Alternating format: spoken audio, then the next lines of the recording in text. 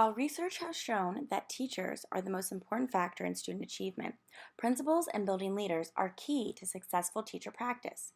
One foundational practice that leaders are struggling to develop in their teachers is a critical appreciation for the value of data. With so many different types of data and assessments consuming so much instructional time, many teachers see the words data-driven instruction and cringe. And who could blame them? As building leaders and instructional coaches, it is our responsibility to create campuses that build the capacities of teachers to use data to drive their instruction. So, Ms. Delfor, how has Ms. Douglas helped build your capacity to use data to drive instruction? So when we sit down in our data chats, we look at a couple of different types of data on our data trackers. We look at the STAR reading test, and we look at the snapshot data, so like the unit assessments.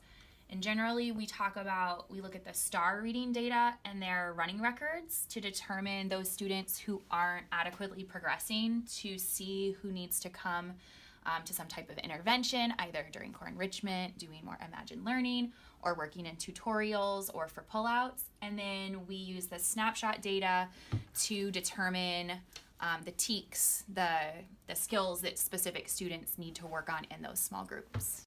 So how do I get my teachers to value data the way Ms. Delfor does? Well, first, you and the other leaders on the campus must be committed to setting the tone in the school. Often, the number of data tools a teacher has at his or her disposal is overwhelming, and data becomes viewed as a required compliance piece.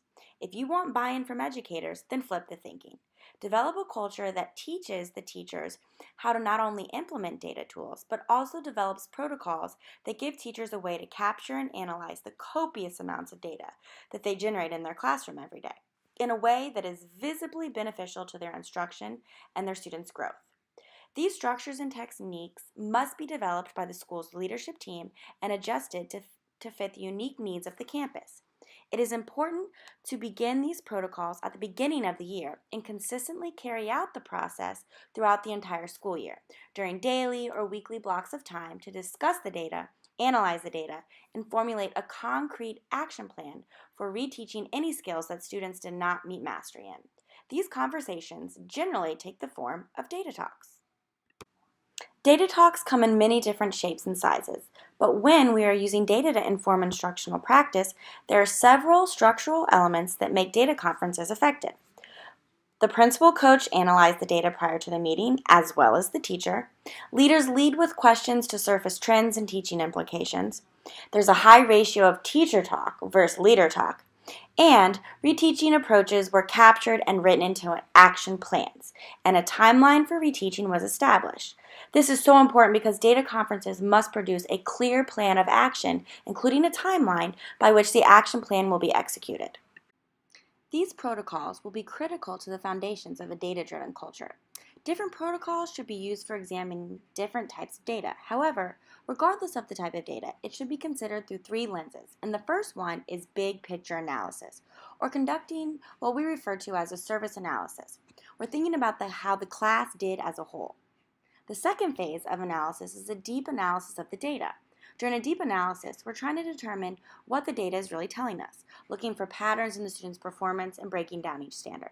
Last, but certainly not least, is devising a plan, which is the most crucial element of data analysis. It is during the action planning phase where we begin planning how we'll reteach misconceptions and move students towards mastery of the retaught standards.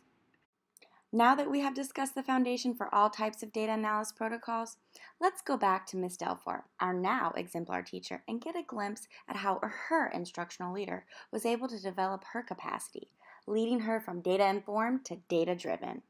They all make growth. Ms. Dominguez, I think there was one or two students that didn't. Right. And in Ms. Nunez's class, I don't know if because they're already very high, there was a lot of kids that did not make growth. Okay, so this is the instructional reading level is what we're going to track. And then this is the growth report. So I can show you another report for their, like what books they can read at the actual library with Ms. Uribe.